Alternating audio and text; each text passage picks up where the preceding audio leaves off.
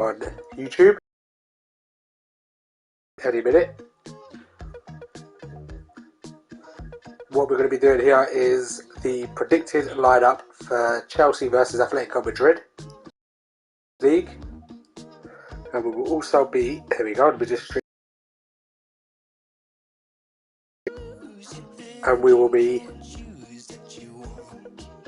predicting the outcome of the tie, which is a last 16 tie. Sorry.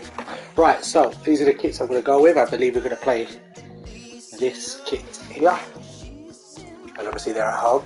Although they're not really at home, they're going to be away. So we've kind of got an advantage there. And to be fair to Thomas Tuchel, he did actually say that we do have an advantage, which is quite fresh to see, because some managers will pretend that we don't have an advantage, but we do. We're back.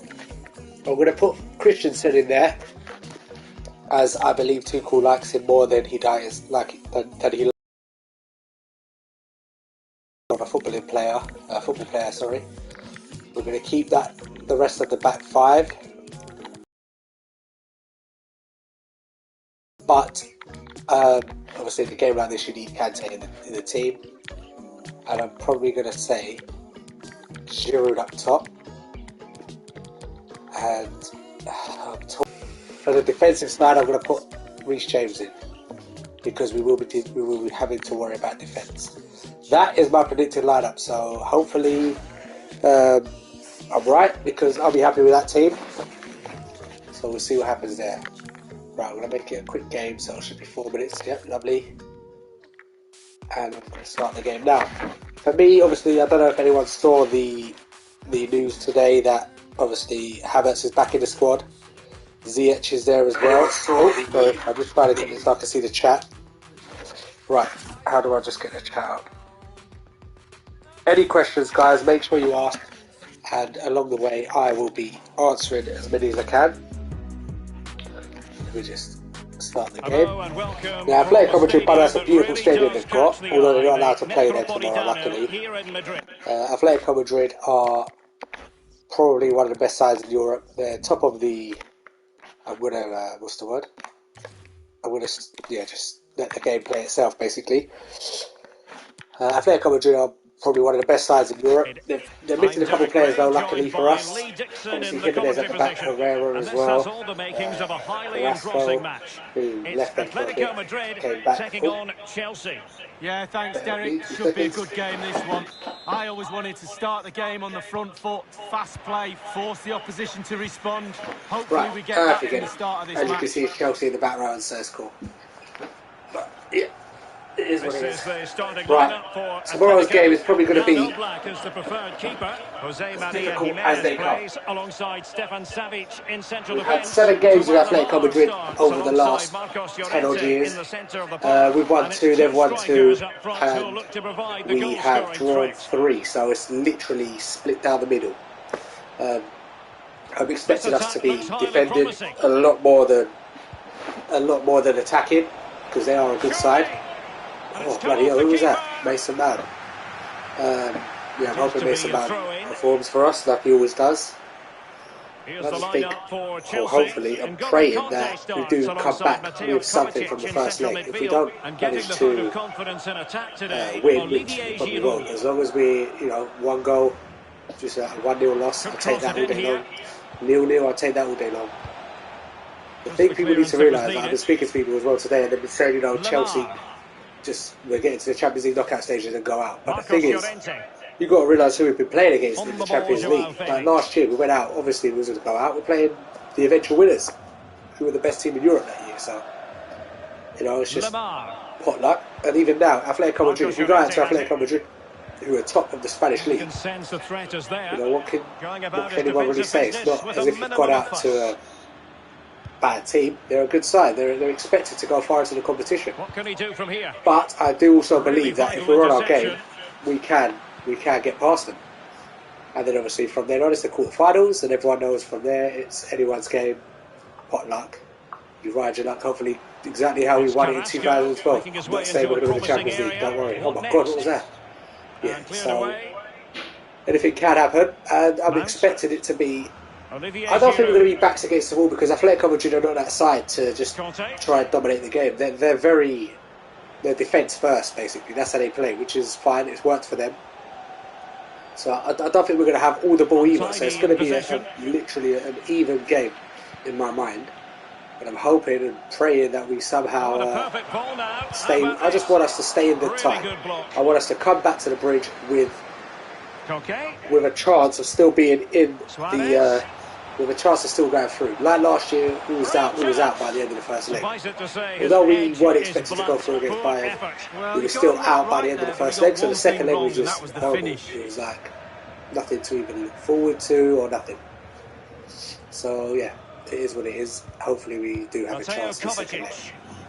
I'm going to talk about Ziyech because he is someone who everyone keeps asking me my opinion on him.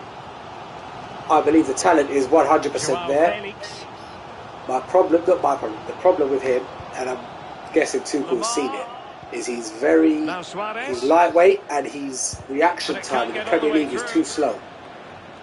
A game like this could actually suit him, if I'm honest, a European game where the game's a little bit slower than usual, slower than the Premier League.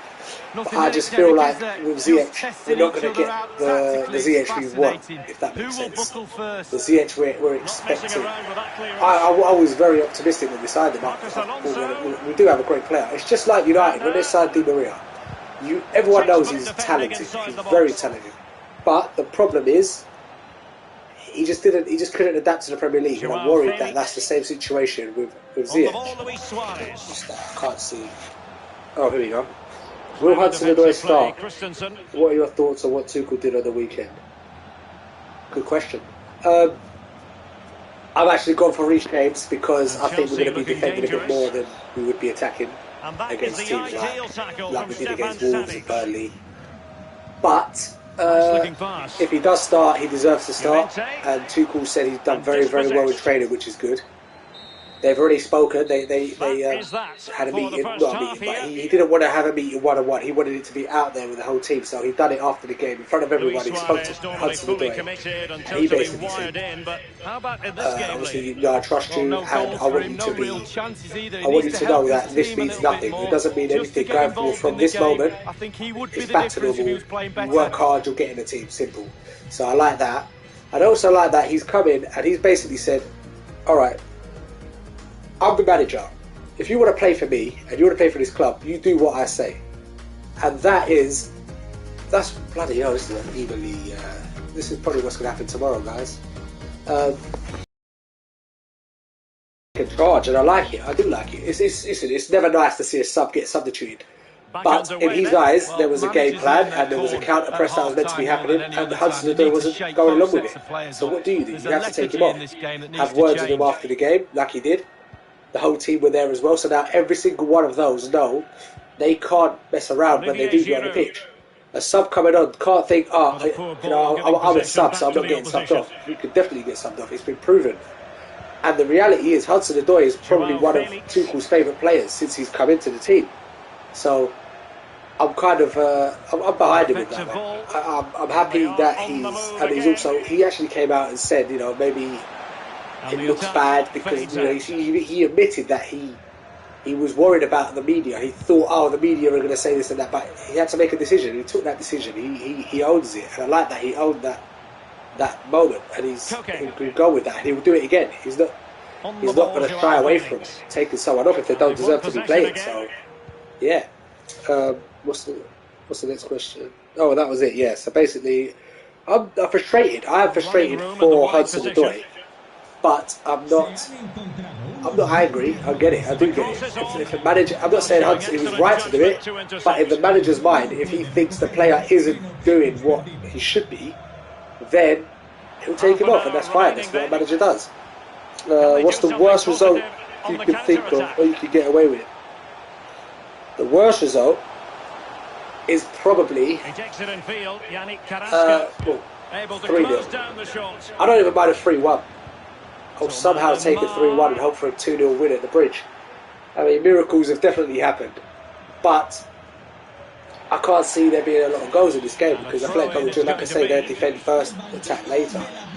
And also, we need to remember, Atletico Madrid are actually on a bad form of a bad form at the moment. They've won 1 in their last 4 league games. So it could actually work in our favour that we're playing them now. When we drew them in the tie, in the Champions League, when the draw was done, everyone thought, well, that's it. You know, they're flying high in their league. We're not doing so well. But fortune's changed. We're unbeaten since Tuchel's taken over.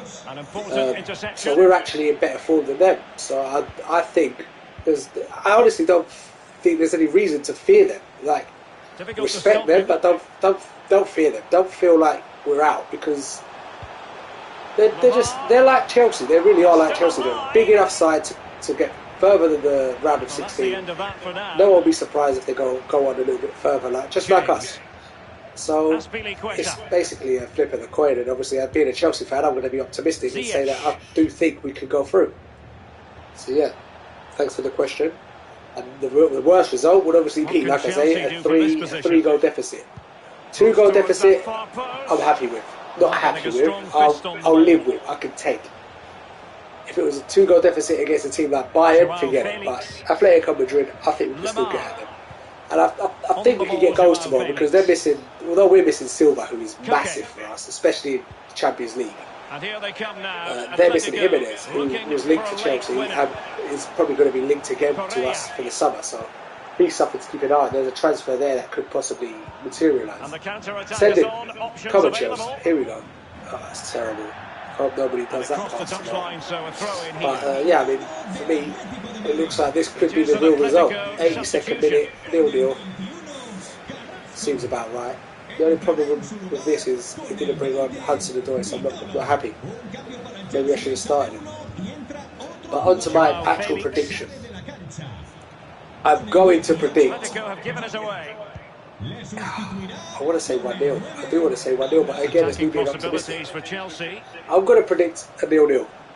I think 0-0, we can accept it. And we'll be happy to do that. And I think they'll be happy to do that as well. They won't be over the moon, but don't forget, although they're home, they're not really home. They're playing in Romania. So they've got a big disadvantage here. It's like they're playing 2 away legs. If we can make 3 signings to make up with gap against City, who would they be?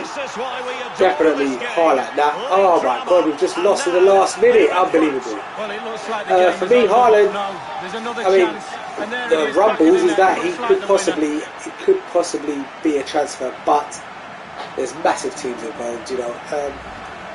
That remains to be seen. Obviously, we can dream, we can pray, but you know, the Man City are involved, whose dad used to play for us, so there's a link there for him. We all know what Bayern Munich do in the German league.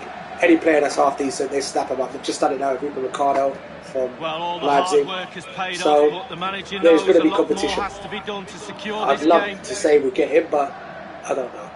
There's also Jimenez, who plays for Atletico Madrid, and I do believe that is a possibility. It was a strong possibility in the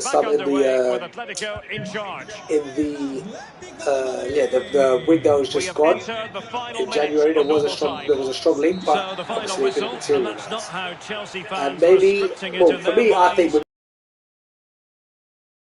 done a great job. I'm very happy with it. But if you want to win leagues and you want to win things, you need a goalkeeper. And the one I like is Donnarumma, who hasn't signed a new contract yet at AC Milan. So, and he's young, he's got a whole career ahead of him, he's very experienced for his age. So I'll take him any day of the week. Is Kante finished? 100% no. 100% no. I'll tell you what though, what I do agree with is that in the way we're playing, I actually genuinely think Jorginho and Kovacic work better because we like to have the ball more. So I do think his time at Chelsea may be up, not up, but I can understand why he's actually been left on the bench a few times. I don't think he'll be on the bench tomorrow because we're going to be defending more. When we defend the ball, he'll be playing. There's no one in the world that's better than him at what he does. But with the team with the ball, Jorginho and Kovacic work well together. They work very well. Guys, just want to say we lost 1-0. I'm hoping this doesn't happen. And I'm definitely hoping it don't come in the 90th minute because I'll be heartbroken. But yes, so guys, what I will do now is I'll leave you guys. I will say thank you very much for watching along, and I'm praying that Chelsea do not lose tomorrow. Thanks for watching. See you next time.